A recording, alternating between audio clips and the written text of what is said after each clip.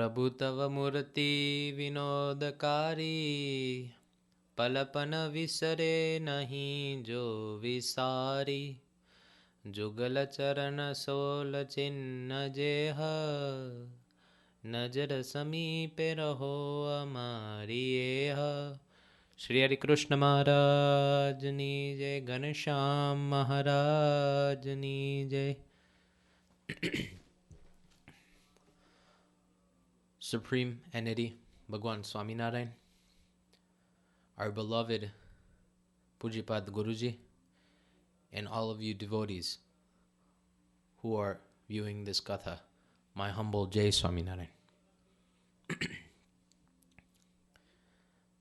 Now in this world, everyone has parents, and each and every one of us has love for our parents. How do we express it? By listening to them, by helping them, by respecting them, by pretty much showing obedience, doing as they say. This is one of the most, you can say, main characteristics if you want to measure affection. We follow their commands. This is how we express our affection for them. Similarly, a devotee of God has love for Bhagwan, but how does he express that affection? How does he show that love? It's simple. Through bhakti, or act of worship or devotion. This is the best form to express love for Bhagwan. In any religion, you can say. But today, to take a deeper look in our religion, bhakti means devotion for Paramatma. According to the Shikshapatri, Shree Maharaj wrote the Shikshapatri, and it's a manual for our life. But in the manual, he describes what is the exact definition of bhakti or devotion. In verse number 103, Bhagwan states, bhakti is intense love for Paramatma, or you can say God, with a full-fledged realization of his greatness, grandeur, and glory. This is a very simple definition. It's profound affection with his greatness, to know how great he is, his glory. This is a simple definition of bhakti. Now, what makes bhakti so special? Why is bhakti considered to be so great in our religion? Well, bhakti is such a force that if one develops true bhakti in one's heart, meaning selfless, without any kinds of desires, niskam bhakti, it's said, not sakam, but niskam, meaning desireless, don't have any kinds of intentions to attain any kind of materialistic pleasures or any kind of supernatural, you can say, powers of Bhagwan or his strength, nothing. Just true, pure bhakti. Then one does not need any other spiritual endeavor to please God. It itself is sufficient. But only if one's bhakti is true. Now, in Gunatidan Swami's Vato, Swami states that no matter how knowledgeable a person is, if he does not do bhakti, meaning devotion, his dehabhiman, meaning his ego, will not erode, meaning it will not eradicate or it will not be destroyed. Therefore, Maharaj has thoughtfully propagated such a bhakti marg, meaning the way of bhakti or performing devotion. The jiv, meaning the soul, cannot master Ashtang Yoga, but can observe the bhakti marg, and through it ego is eradicated and God is pleased. The main thing we have to do is erode this ego, destroy the ego we have. We have ego towards our body, meaning I-ness, and we have my-ness for minuses such as this is my laptop, or these are my parents, or this is my brother, this is my sister. We have minus for everything. This is my wife, this is my husband. The list goes on. And we have I-ness, where I did this, or I am doing this. I'm the one who made this. Such kind of ego. When I-ness and minus is destroyed, then, only then after, one can really realize God and attain God. But without these two factors, it is impossible to reach Bhagwan. But there is one way to erode this ego. And Gunatyan Swami says it's to take the Bhakti Marg. The Vachanamrut, Gadara, middle chapter, 14th Vachanamrut, Bhagwan also says, it's asked, of the 9 forms of bhakti, which is best? Whichever type aids one in developing firm attachment to God is the best type of bhakti for a person. Meaning, off of that topic, what we need to do is develop affection for Bhagwan. Right now we have affection for this world.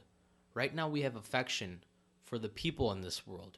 Right now we have affection for worthless objects, everything.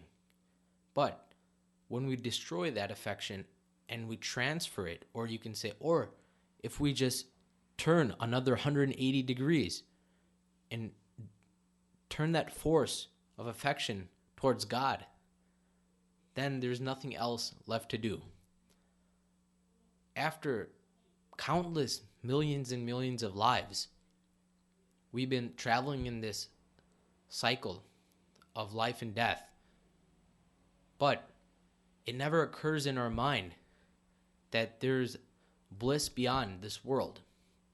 It never occurs in our mind that I should stop wasting my time hankering in these materialistic pleasures, and I should start utilizing my time in the bhakti of Bhagwan. But now, today is your chance. Today's the day where you change. Today is the day that we're going to talk about Noda Bhakti, or the 9 forms of devotion. The reason why I picked this topic is that it's the most easiest way to attain God in this age of Kali Yuga. Nevertheless, even considering that, it's easy, but also it's past, or you can say it's also verified by Bhagwan that bhakti is the best spiritual endeavor of all. But we need to know what Noda Bhakti is. We need to know what's inside. What is bhakti? Am I doing bhakti really? Or how's the way I can do bhakti? What are ways? After we find this out, then obviously we can take the step forward and start to perform the devotion of Bhagwan. Now, in this world, there's always a way to please someone. There's always, if you give someone something, they're pleased. Anything, whatever they desire. There's always a way to please someone. In the same way, in a religious perspective, there's always a way to please saints, devotees, and God. But out of all those factors, the best way to please Bhagwan is by performing his bhakti and by following his commands. When this is done, then Bhagwan is pleased on us. Now you may think, why should I please Bhagwan? What is the reason I don't even see him? What is the reason I should please Bhagwan? What has he done for me? Well, just think. This body, the intelligence you have, everything you have around you, it's because of Bhagwan. If you realized it, really. Bhagwan has given you this body without any defects. Bhagwan has given us this brain, which can think, which can actually make our life run. Only just think, if one of our limbs, or if we were mentally disabled, if something was wrong with us physically, we would be terrified. But Bhagwan has made us in such a way that there's nothing to worry about. But in order to give a gift in return, in order to thank Bhagwan, not only thank him, but also receive his blessings and please him, we must perform his bhakti. And there's 9 forms of bhakti. It's called Noda Bhakti.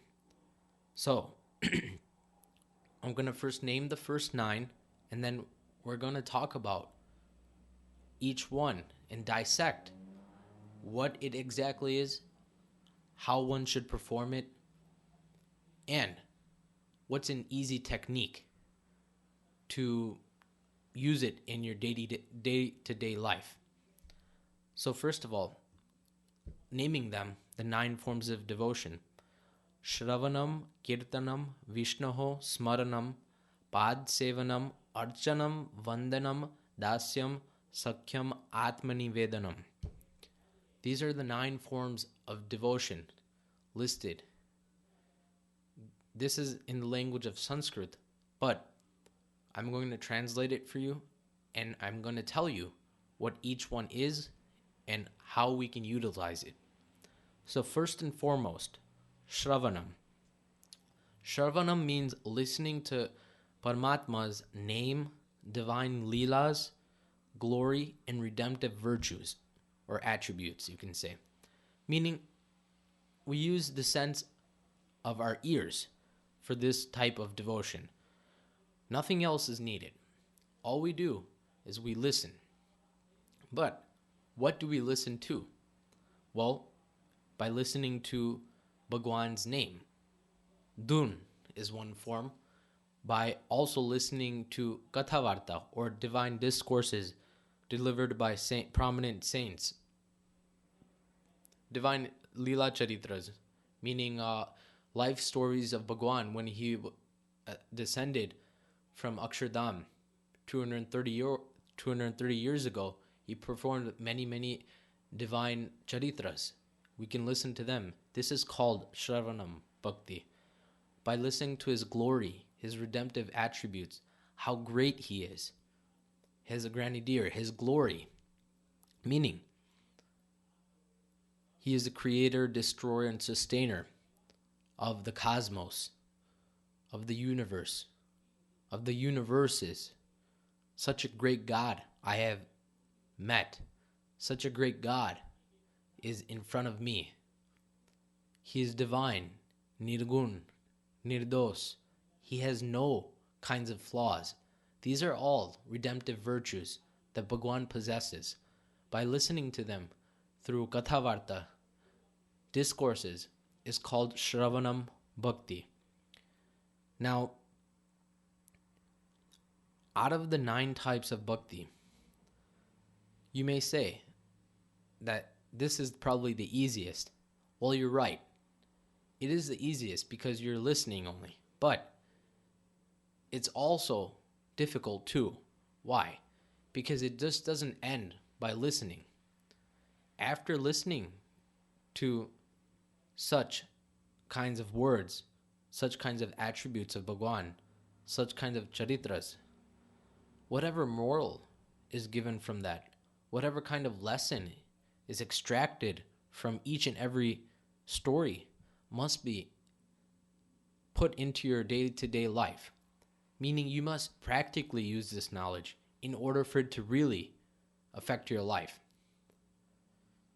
Now the soul is cleansed and purified by listening to Katha. This is the strength of listening to Bhagwan's divine charitras. The more the soul becomes purified, the more he begins to understand the glory of God. And he starts to become closer to God. Right now we think we're not close to Bhagwan. I don't even see him. Where is he? But the more our soul becomes purified, you develop a vision one is able to see Bhagwan. Just like how the moon is in the night sky. It's very distant and it looks very small, like a marble. But if you start going up in a space shuttle, you start to get closer and closer to the moon. The moon becomes greater and bigger and bigger. And suppose you even land on the moon, you can't see anything but whiteness. In the same way, when the soul becomes purified and starts to become closer to Bhagwan, he understands his glory. He understands how great he is. And when this is done, then the materialistic pleasures of this world cannot bind him. This is the greatness of listening to Katha. But talk is just talk. When one starts to walk the walk, it really shows in one's life. The cause of Ashanti, meaning misery, unhappiness, is all because of Vasna or Swabhavs. Swabhavs such as lust, anger, greed, envy, hypocrisy. These are all Swabhavs or base instinct natures. Now, we're all unhappy because of these natures. And due to that, we haven't been able to reach Bhagwan. But according to Shree Maharaj's words in the Vachanamrut, Karyani 12th chapter, Bhagwan himself says to eradicate these base instincts, Bhagwan advocates listening to Katha as the most effective endeavor. Meaning, the best way to eradicate your swabhavs is to listen to Katha Varta. But how? With faith and love. These are two factors that Bhagwan puts in. If you only have faith but no love, it doesn't work. If you only have love but no faith, it doesn't work. You need both. Just like how we need two legs to walk. In the same way, we need these two factors, these two wings, in order for that Katha to really affect us and also for really it to eradicate our swabhavs. Now, I want to give you an example in the past history. And this example is also given in the Vachanamrut by Bhagwan himself, Shree Maharaj. Now, Bhagwan became pleased on King Bali, or King Pruthu. So, he requested him to ask for a boon, meaning a wish. King Pruthu did not ask for any materialistic object, but asked for 10,000 ears so he could listen to the divine discourses of God. Such was the Shravanam Bhakti of King Pruthu. Now think about it. He was attached so much to the divine, listening to the divine incidents of Bhagwan, his charitras, his greatness, his glory, that instead of asking for anything in the world, anything, he asked for 10,000 ears so he can listen to Bhagwan's Katha more and more. Imagine how much affection he has for Bhagwan. Imagine how much he has understood Bhagwan's greatness. This was a past example, but nowadays also, I see many devotees who constantly, when they're traveling in their car, always tend to put on Kathavarta. Without it, their day can't go. Without it, their day feels empty. Such kinds of, you can say, habits or addictions are good. They're better than the addictions of cigarettes, alcohol, drugs, and they also help you understand Bhagwan. So this is the glory of Shravanam Bhakti. Moving on. Second one is Kirtanam. Kirtanam means to chant or sing Bhagwan's name, Leela Charitras, divine episodes and attributes.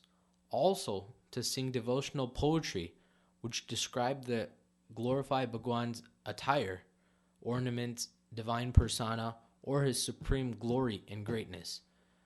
Pretty much, instead of listening, now you start to speak. Speak meaning you sing the kirtans of Bhagwan. Also, chanting his name is also called kirtanam, but here it's more on a poetry basis, where there were many nun santos in the time of Bhagwan, and they composed so much poetry, that as of right now, after 230 years have passed, we still listen to their great poetry. During the time of Bhagwan, there were 8 renowned poets who composed magnificent kirtans that I want to just name: Muktanand Swami, Brahmanand Swami, Premanand Swami, Nishkuranand Swami, Devanand Swami, Bhumanand Swami, Manjukeshanand Swami, and Dayanand Swami. These are just 8 of the great renowned poets. There were many, but they gave us so much poetry. They gave us so many hymns and kirtans to recite that, according to my knowledge, according to my opinion, I think even after thousands and thousands of years, these kirtans will be still sung. So this is how important and this is how great Kirtanam Bhakti is. Nevertheless, when one starts to sing, one starts to develop a different vibe in one's mind, in one's body. Even look in the world right now. When people put on music from the radio, they forget about everything. Their tensions, their frustrations with people, their daily social, economical problems, everything is forgotten. And one's focus is all on that particular music piece. In the same way, Kirtanam Bhakti works similarly. When one starts to sing kirtans of Bhagwan, one forgets the world. One forgets everything about oneself, one's status, how one is, one's attributes. Meaning, completely we forget about ourselves and we completely attach ourselves to Bhagwan. This is the greatness of Kirtanam Bhakti. Now, in the dreadful age of Kali Yuga, where materialism is abundant and spiritualism is remote and limited, to sing the kirtans of God is the best way to pass this ocean of misery with little ease. As of right now, the age of Kali Yuga is known to be the worst age, meaning it's a period of time where materialism, objects for desire, are all very strong.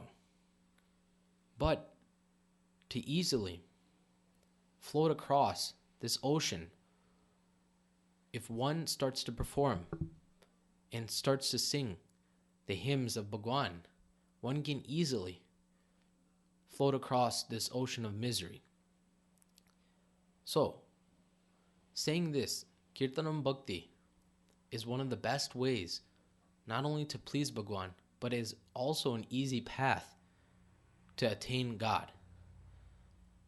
When we look back in history, we think about Mirabai.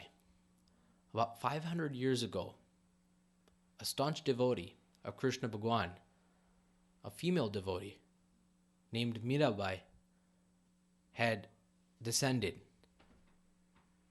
Such a devotee she was that she had so much immense love for Krishna Bhagwan that she expressed it through her poetry. She made numerous hymns and poets, and through that, she became so much engrossed in the idol of God. She became so much engrossed in the idol of God that one day, that form of God, that murti in front of her, completely absorbed her in. Meaning, her whole body went into that idol of God. That's how much immense love she had for God, all because of the devotion, the form of devotion known as Kirtanam. This is how great Kirtanam is. It pulls Bhagwan towards you. You don't have to go towards God. God comes towards you. This is the strength of Kirtanam Bhakti. So, this is the glory of Kirtanam Bhakti. Moving on to number 3, Shmaranam. Shmaranam means to recall, mentally recollecting anything related to Bhagwan. To recall, simply. Meaning, specifically, it means mentally recollecting Bhagwan's powerful and redemptive name, Leela Charitras, divine attributes, also the divine form of God. This is all called Smaranam. But mainly, it is considered to be the chanting of God's name. The Mahamantra Swaminarayan is such a powerful name that by chanting such a mantra, we have learned in the previous lectures that the venom from a poisonous snake has become diluted by chanting. Nevertheless, vasna, swabhavas that have been attached to one's soul for time innumerable, have been destroyed. Such is the glory of this Mahamantra Swaminarayan. Even by chanting it only a couple of times in our day-to-day life, many things happen. We're saved from many kinds of disasters because we're recalling his name. Also in the Vachanamrut, Shreeji Maharaj says in Garda 1st chapter 56 Vachanamrut that no matter how sinful a person is,